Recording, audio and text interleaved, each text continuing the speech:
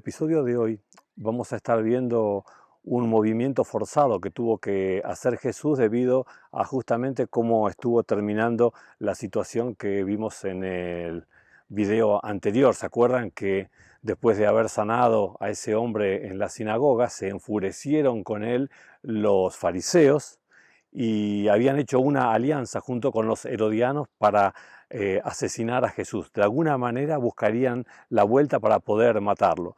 Y entonces Jesús, para que baje un poco la tensión, tuvo que irse de Capernaum, que era un lugar extremadamente tranquilo, pero bueno, la cosa se había complicado mucho, y entonces Jesús decidió ir a un lugar más despoblado, que era la zona norte del mar de Galilea, un lugar hermoso y despoblado. Bueno, despoblado hasta que apareció Jesús, ¿no? Porque cuando Jesús fue para allá, miren lo que dice la palabra de Dios cuando relata esta historia, ¿no? La cuenta Mateo y la cuenta Marcos también. Siguiendo la historia como Marcos la cuenta, en el capítulo 3, el versículo 7, ahí dice que Jesús se retiró al lago con sus discípulos y mucha gente de Galilea lo siguió. Así que él quiso irse a un lugar más tranquilo y desértico para bajar un poco la tensión, pero la verdad es que una cantidad de personas no estaban para nada dispuestas a permitir que Jesús se aleje de ellos. No estaban dispuestos a estar sin Jesús durante muchos días. Así que lo siguieron. Esto es muy loco porque eh, tuvieron que dejar un poco su actividad regular y irse a un lugar que no era cerca, era lejos, y con el tipo de movilidad que tenían, estamos hablando de que tenían que ir un día de viaje para poder estar con él, y después como volvían, se quedaban disfrutando a Jesús en ese lugar, pero y su trabajo, su actividad, su vida, bueno, evidentemente para muchas personas estar con Jesús es más importante que otras cuestiones de la vida, y cuando tenían la oportunidad de estar cerca de él, no la desaprovechaban. Incluso dice el versículo 8 que cuando se enteraron de todo lo que hacía, acudieron también a él muchos de Judea, de Jerusalén, de Idumea, del otro lado del Jordán y de las regiones de Tiro y de Sidón, de más de 100 kilómetros de distancia para el norte y para el sur. La gente empezó a venir para poder ver y estar con Jesús. Esto implicaba días de viaje, implicaba dejar la actividad, y una vez que llegaban ahí también, o sea, tendrían que quedarse unos días en el lugar. ¿Y dónde dormirían? Y bueno, buscarían algún refugio donde quizás entre rocas, quizás entre árboles o algún lugar de refugio pudieran ellos estar ahí, pero querían, o sea, tanto los movilizaba el deseo de poder estar con Jesús, que sin problemas se dirigían hacia él haciendo días de viaje para poder estar a su lado. Quizás personas con evidentemente muchas razones que lo movilicen con fuerza, ¿no? Posiblemente gente con algún tipo de enfermedad, con algún tipo de situación que necesitaba resolución. Quizás una de las razones más fuertes para estar junto con Jesús eran personas que no encontraban el sentido de la vida y el sentido de la religión, y buscaban que en Jesús pudieran encontrar la respuesta. ¿Saben? Se decía que Jesús, cuando abría la palabra de Dios, es como que la palabra cobraba vida y poder. También se decía que cuando Jesús estaba con un enfermo, la enfermedad no podía resistirse y Jesús sanaba a la persona, no importa la enfermedad que tuviese, fuese un paralítico, ciego, leproso, Jesús lo sanaba. Otra cosa que se decía acerca de Jesús, y por lo cual la gente buscaba ir a encontrarse con él, era que él no rechazaba a los que la sociedad y los dirigentes rechazaban. Él no tenía ningún problema en juntarse con gente humilde, con gente sencilla, con gente pecadora o gente calificada al menos como pecadora. Jesús se acercaba a ellos, los trataba de un igual a igual y con un cariño y una aceptación que a la gente verdaderamente le encantaba.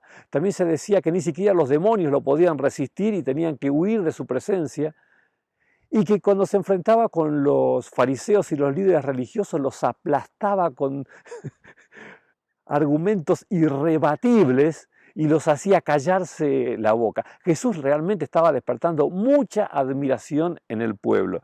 Y cuanto más admiración despertaba en el pueblo, era inversamente proporcional la situación que se daba en los líderes religiosos y políticos, que más lo odiaban y más buscaban destruirlo y matarlo. Claro, porque los que trabajaban dentro del sistema instituido, tanto los religiosos como los gobernantes, estaban manejándose dentro de una estructura de poder a la que obedecían y a la que servían y con la que estaban de acuerdo de mantenerla funcionando así como estaba. Lo que pasa es que Jesús no se dejaba manejar por esa estructura de poder y él se dejaba manejar por su Padre. Con su Padre armaba la agenda del día y con su Padre decidía y avanzaba en las cosas que iba a hacer.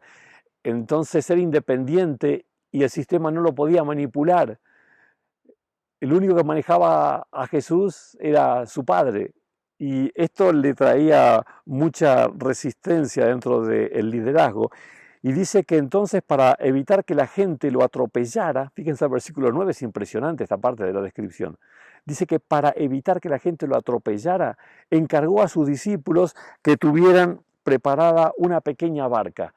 Jesús tuvo que armarse un plan de contingencia por la cantidad de personas que venían a su lado, que lo rodeaban y buscaban estar con él, al punto que hacían muchas veces peligrosa esa situación. Por acá nos dice que la gente se atropellaba para poder estar junto con Jesús. Claro, se había dicho, se escuchaba que Jesús tocaba a una persona y esta persona se sanaba, como pasó con el leproso y con otros más.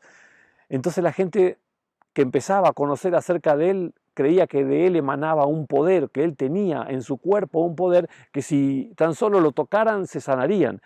Entonces la gente buscaba poder estar cerca de él y quien tenía un problema buscaba tocarlo.